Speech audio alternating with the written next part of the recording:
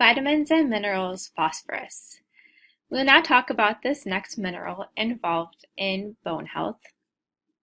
Here we see food sources containing phosphorus. So we see that meat, dairy are going to be key sources of phosphorus. However, we also see phosphorus found in eggs and also soft drinks. We see here the characteristics of the digestion of phosphorus. So when consumed in food products, phosphorus exists either in its free form, so inorganic, or bound to organic compounds. So the phosphorus in food that is bound to organic compounds must be hydrolyzed to free the phosphate and allow its existence in the inorganic free form. Most of phosphorus is going to be absorbed as the inorganic form. So that's going to be the goal of digestion, is to hydrolyze any phosphorus that is bound to organic compounds to allow it to be in the free inorganic form. There are going to be two mechanisms of absorption. So we see here the first being a saturable carrier-mediated process. It's sodium dependent and enhanced by calcitriol. So again, this is the active form of vitamin D. So this is actually going to be similar to calcitriol's effect on calcium. We saw that calcitriol increases the absorption of calcium. We see it also increases the absorption of phosphorus through this saturable carrier-mediated mode. We also see that phosphorus can be absorbed through this concentration-dependent facilitated diffusion, and this is actually the primary mode or mechanism of absorption.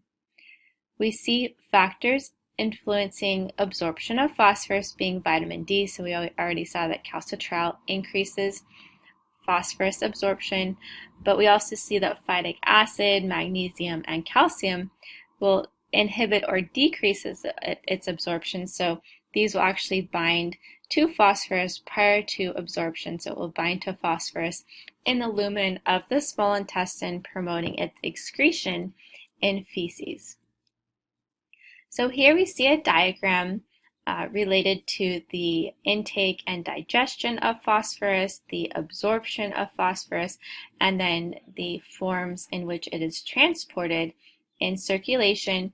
So we first here see that when consumed and bound to an organic compound, that phosphorus consumed in a bound form will need to be hydrolyzed to yield that free inorganic phosphate. So after these activity of the enzymes such as these phospholipases, then we have the freeing of the phosphate and in availability in the inorganic form. So there are different fates now of this inorganic phosphate. So we see primarily it will be absorbed through this concentration-dependent diffusion process. It can also be absorbed through the carrier-mediated mode. So this is an active transport process. However, this phosphorus can also be exposed to different binders. So we saw phytic acid, also magnesium and calcium primarily can bind to the phosphorus, and then that will decrease its bioavailability and it will actually be excreted in the feces primarily. After the phosphorus enters through the brush border membrane and is within the enterocyte, it will then exit through the basolateral membrane and then be circulating in the bloodstream. So we see it's in the portal blood, and it will be circulating in various forms. So we see that phosphorus in the blood can be circulating either free, so we see it circulating in the free form. It can be complex to organic compounds and found as organic phosphate, or it can be complex with other minerals such as calcium, magnesium, or sodium. So we see here as it relates to the transport and storage of phosphorus that it's going to primarily be transported in the blood as free phosphorus, so that's the inorganic free form, or complex to an organic compound. We see that the storage of phosphorus is going to occur primarily in the bone, so we see 85% of the body's phosphorus will be in bone, and this is also similar to calcium, we saw that the majority of body calcium is stored in bone. Also, we see though some phosphorus within the muscle and also in the blood and other body fluids. Now we'll discuss the functions and mechanisms of action of phosphorus. So, like calcium, phosphorus plays a role in bone mineralization and found as a component of hydroxyapatite in bone. So phosphorus and calcium primarily are the minerals making up this hydroxyapatite found in bone, and so it's going to be working with calcium in this process.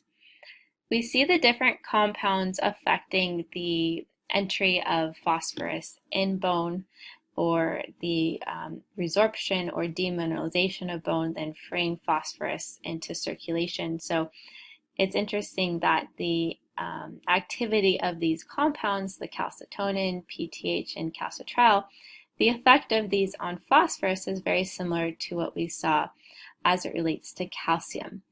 So we see that calcitonin promotes the integration of phosphorus in bone. So like we saw with calcium, when serum phosphorus levels get too high, then calcitonin activity increases, promoting the integration of phosphorus from the blood into the bone. So again, that's similar to what we saw with calcium. We see that PTH and calcitriol working with PTH promotes the resorption or demineralization of bone, then freeing phosphorus into circulation. And then we also see that calcitriol, as we saw before in a previous slide, that it increases the absorption of phosphorus. So phosphorus has some unique roles, so this is not going to be similar to what we saw with calcium. So some unique roles of phosphorus we see is its component in key structures in the body. So key structures as it relates to energy storage and transfer, but also it plays a role in these additional key structures, DNA and RNA.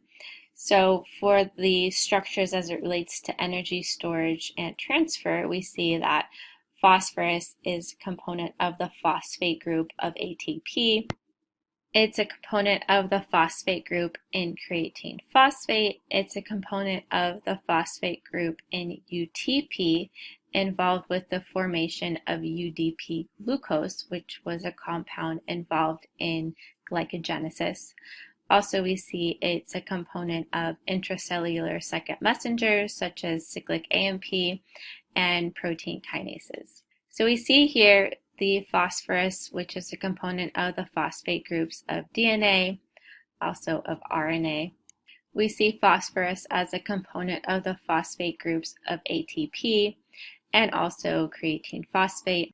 Phosphorus also plays structural roles in different phosphoproteins, the phospholipid bilayer, and plays a role additionally in acid-base balance and oxygen availability. So we see here the RDA for phosphorus is 700 milligrams per day. Deficiency of phosphorus is low, so it's fairly uncommon to have deficient body stores of phosphorus. We see the tolerable upper intake level of phosphorus being 4 grams in most life stages and age groups. However, the elderly, the UL would be 3 grams per day.